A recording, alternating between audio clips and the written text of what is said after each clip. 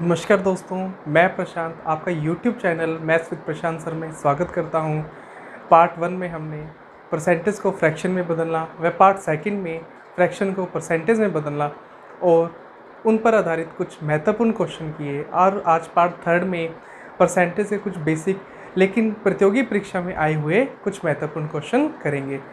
जैसे कि पहला क्वेश्चन आपकी स्क्रीन पर है, यदि किसी विद्यालय में लड़कों का 60% है व लड़कियों की संख्या 972 है तो लड़के ज्ञात करें। आइए हम क्वेश्चन को हल करते हैं। हमें ध्यान है, जब भी हमें प्रश्न में प्रतिशत दिया हो तो सबसे पहले हमें उसे फ्रैक्शन में बदलना होता है। हमें दिया हुआ है कि वह 60% है।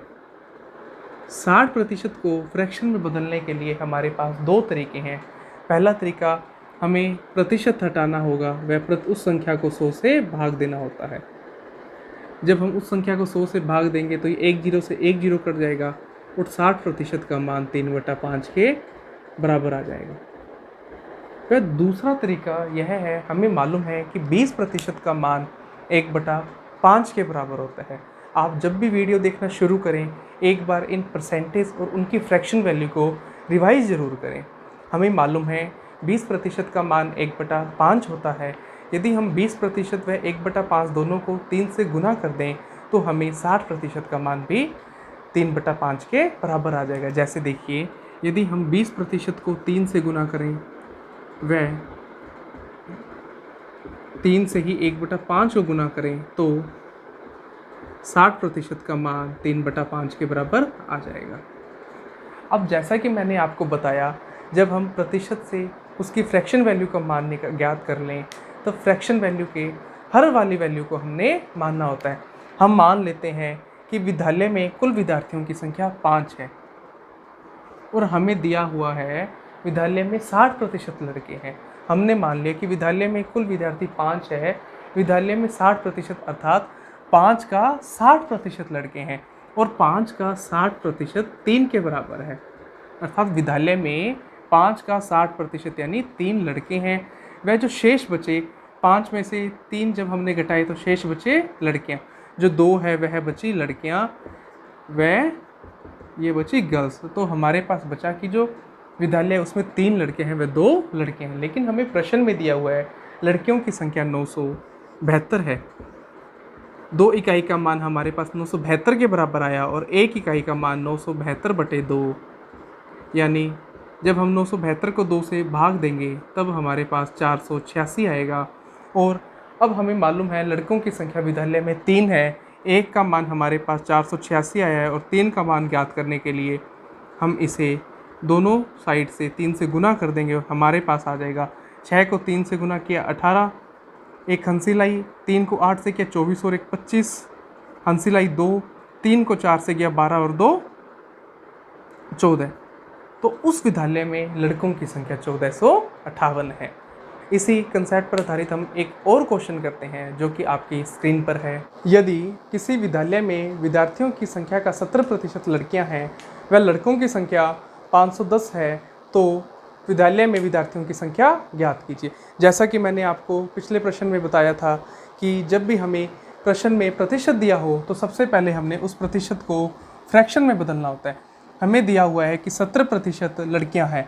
70% को जब हमें फ्रैक्शन में ज्ञात करना होगा तो हम इसे दो तरह से ज्ञात कर सकते हैं। पहला तरीका कि हमें प्रतिशत को हटाना है वह उस संख्या को 100 से भाग देना है। लेकिन हमें मालूम है कि 10% का मान 1/10 के बराबर होता है। वह हम यदि दोनों साइड में 7 से गुना कर दें तो 70% का मान 7/10 के बराबर हो जाएगा। और मैंने आपको ये भी बताया है कि हमें हमेशा वही संख्या माननी होती है जो संख्या उस फ्रैक्शन के हर में हो। तो हमने पता है कि वह संख्या 10 है। हमने मान लिया कि उस विद्यालय में कुल विद्यार्थी 10 हैं और 10 में से हमें मालूम है 10 का 70% अर्थात जो 7 है वह गर्ल्स हैं, 7 है वह गर्ल्स हैं और बचा हुआ जो 3 है वह बॉयज़ हैं। बचे हुए 3 हैं बॉयज़ हैं। लेकिन हमें प्रश्न में दिया हुआ है कि लड़कों की संख्या 510 के बराबर है। इसका अर्थ यह हुआ कि जो यह 3 है वह 510 के बराबर है। 1 का मान 510/3 बराबर 170 है, वह हमें उस विद्यालय में कुल विद्यार्थियों की संख्या ज्ञात करनी है। कुल विद्यार्थियों की संख्या 10 है। 10 इकाई का मान ज्ञात करने के लिए हमें दोनों साइड में 10 से गुना करना पड़ेगा और 170 को 10 से गुना करने पर हमारे पास आया कि उस विद्यालय में विद्यार्थियों की संख्या 1700 है। आइए हम एक और क्वेश्चन करते हैं, लेकिन उससे पहले हम एक कंसेप्ट सीखते हैं। हमें ध्यान है, यदि हमें दे दिया गया हो कि 50 का 20% ज्ञात कीजिए, तो हम उसे दो तरह से ज्ञात कर सकते हैं। पहला तो हम उसे देखेंगे कि हम इसकी प्रतिशत को फ्रैक्शन में बदलेंगे, लेकिन उसके अलावा हमारे पास एक और तरीका है। फ्रैक्शन वाला तरीका मैंने आपको बता दिया है, उसके अलावा जो दूसरा तरीका वह मैं बताता हूँ। जब भी हमें गणित में 50 का 20% दे दिया जाए तो इस का मतलब गुना से होता है। तो 50 का 20%, और हमें ध्यान है कि 20% का फ्रैक्शन वैल्यू का मान 1/5 के बराबर होता है। इसका अर्थ यह हुआ कि 50 का जो 20% का मान है वह 10 के बराबर हुआ। इसी कंसेप्ट पर आधारित हम एक क्वेश्चन करते हैं जो कि आपकी स्क्रीन पर है कि यदि किसी संख्या का 20% 120 है तो उस संख्या का 120% कितना होगा। कोई संख्या है, उसका 20% 120 के बराबर है, तो उस संख्या का 120% कितना होगा। हम मान लेते हैं कि वह संख्या x है और x का 20% हमें दिया हुआ है कि 120 के बराबर है। हम यहाँ से यह ज्ञात कर सकते हैं कि x का 1% 120/20 बराबर होगा 6 के। अब हमें ज्ञात करना है उस संख्या का 120%। हमें मालूम है उस संख्या का 1% 6 के बराबर है, तो उस संख्या का 120% निकालने के लिए हम दोनों साइड से 120 से गुना कर देते हैं, तो हमारे पास आ गया 6 गुना 120 यानी 720, यानी उस संख्या का 120 720 के बराबर होगा। इसी कंसेप्ट को और अच्छे समझने के लिए एक और क्वेश्चन करते हैं जो कि आपकी स्क्रीन पर है।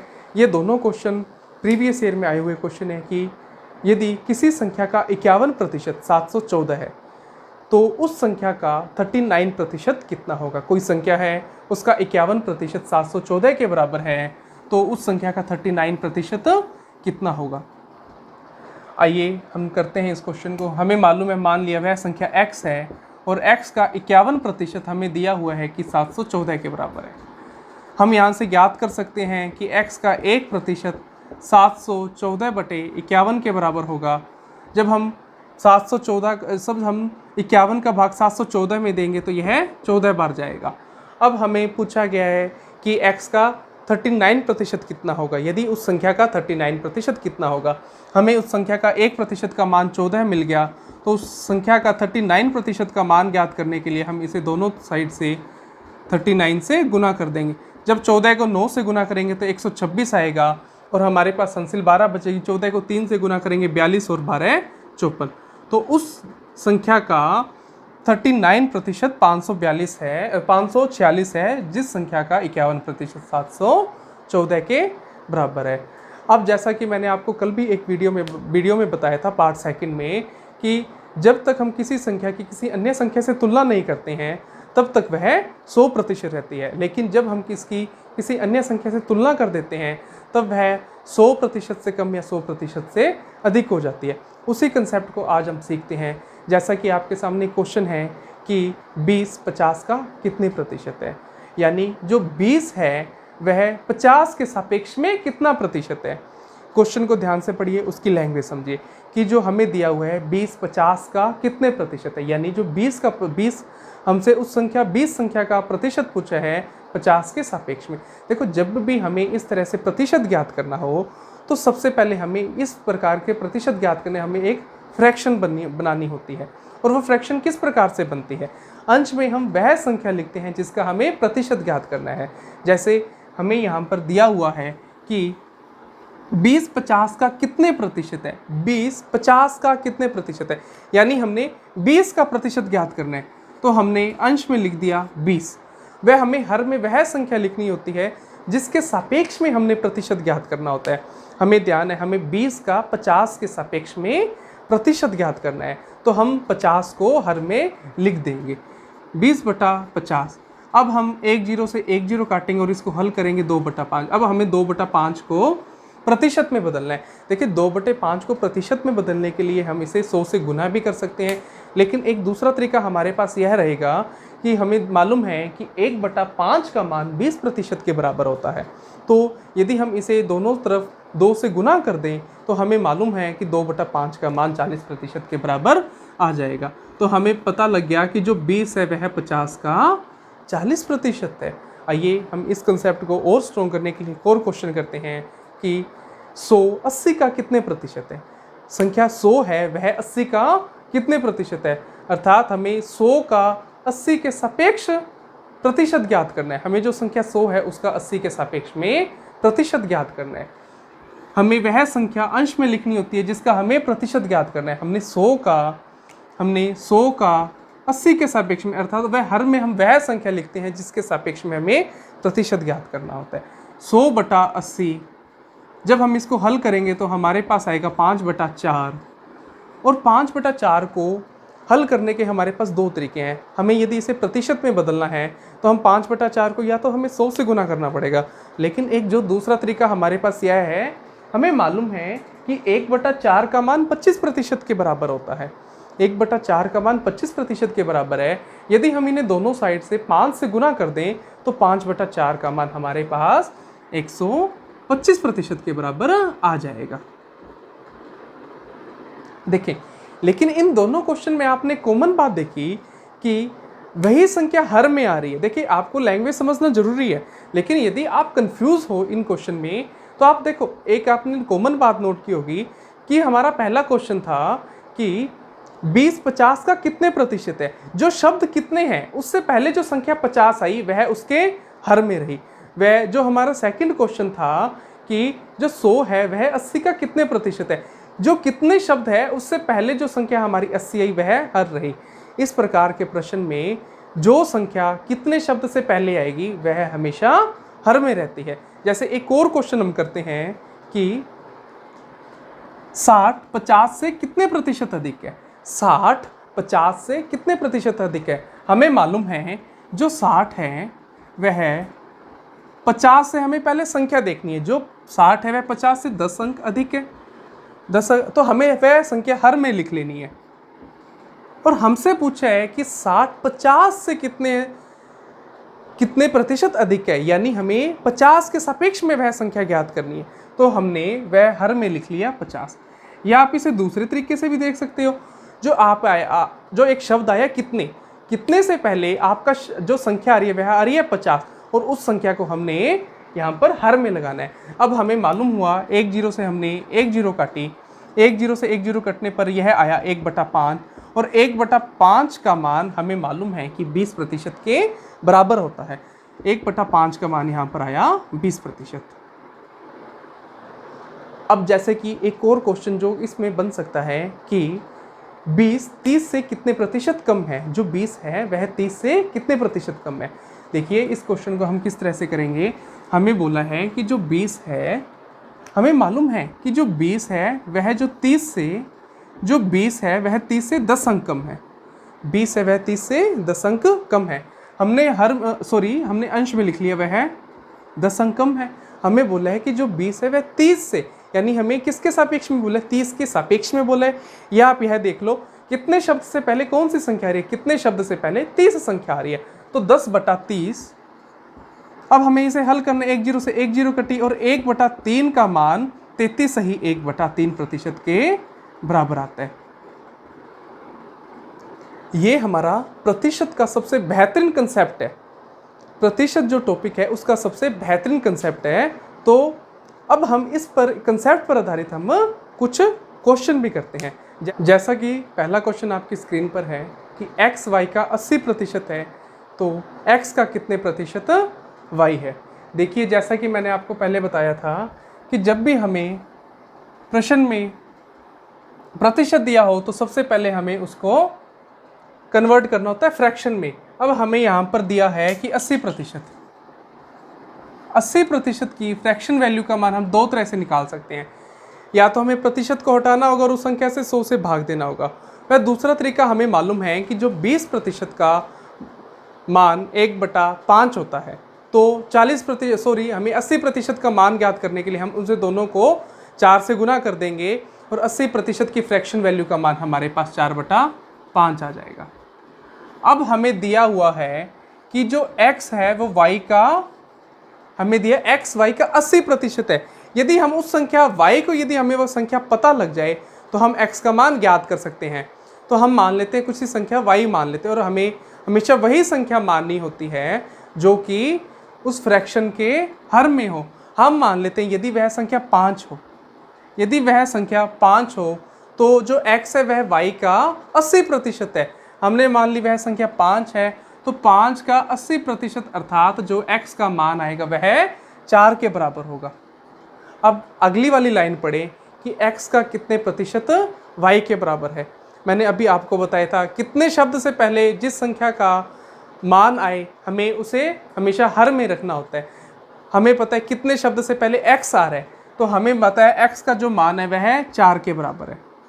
x का मान 4 के बराबर और हमें दिया हुआ है कि जो y है x का कितने प्रतिशत y है, यानी हमें जो y ज्ञात करना है x के सापेक्ष में। तो हमें पता है जो y है वह है 5 है और हमें ज्ञात है जब हमें 5/4 को जब हम प्रतिशत में बदलेंगे तो हम इसे दो तरह से बदल सकते हैं। या तो हम इसे 100 से गुना करेंगे, या हमें यह मालूम है 1/4 का मान 25% होता है। तो यदि हम इसे दोनों तरफ से 5 से गुना कर दें तो हमें 125% का मान 5/4 के बराबर मिल जाएगा। तो इसका अर्थ यह हुआ कि जो y है वह x का 125% है। आइए हम एक और क्वेश्चन करते हैं। जैसा कि आपकी स्क्रीन पर आ रहा है कि x है वह y से 25% अधिक है। x y से 25% अधिक है, तो बताएं y x से कितने प्रतिशत कम है।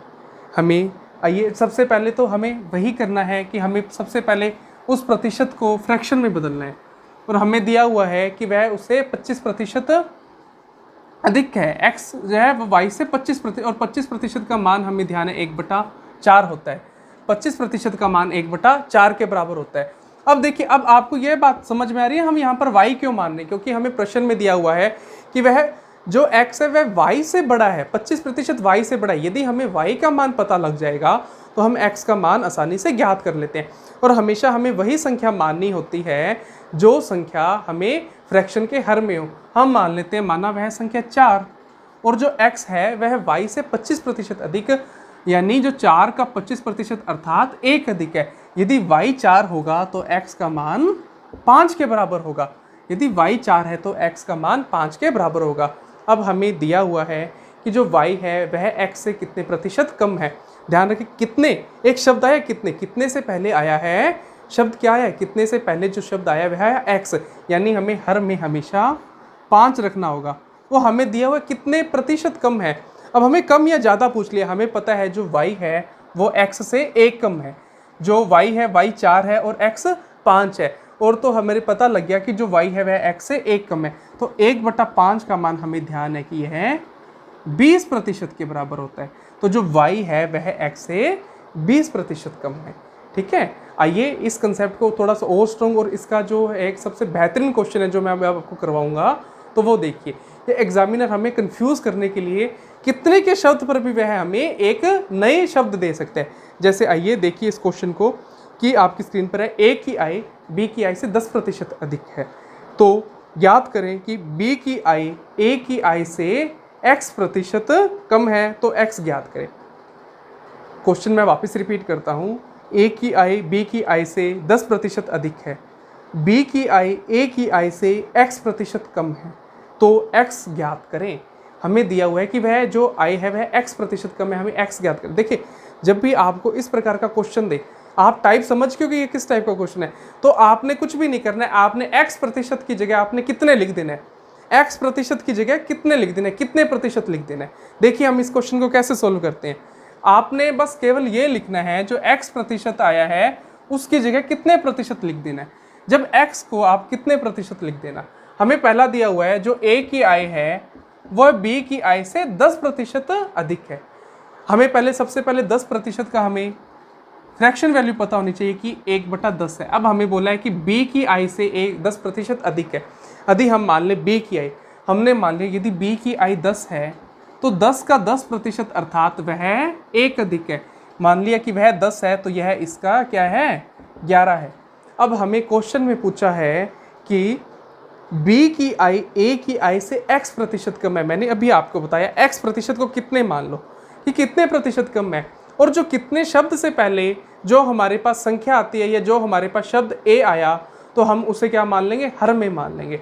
अब हमें पता है कि हमारे पास कितने शब्द से पहले 11 आ रहा है, कितने शब्द से पहले a आ रहा है, a का मान कितना है 11 है, और कितना कम है, जो b की i है वह a की i से 1 कम है। 1/11 का मान 9 सही 1/11% हो गया। तो हमें मालूम चल गया कि जो b का मान है वह a के मान से 9 सही 1/11% कम है। तो मैंने आपको, जैसे कि आज की वीडियो हमारी बहुत ही अच्छी, हमने बहुत से क्वेश्चन किए, तो आज हम कल भी इस प्रकार के 1 से 2 क्वेश्चन और करेंगे, लेकिन आज की वीडियो हम इधर ही समाप्त करते हैं। और यदि आपको, मेरे को पूरी उम्मीद है कि आपको यह वीडियो अच्छी लगी होगी। यदि अच्छी लगे तो आप इसे लाइक, शेयर और चैनल को सब्सक्राइब जरूर करना। बहुत बहुत धन्यवाद।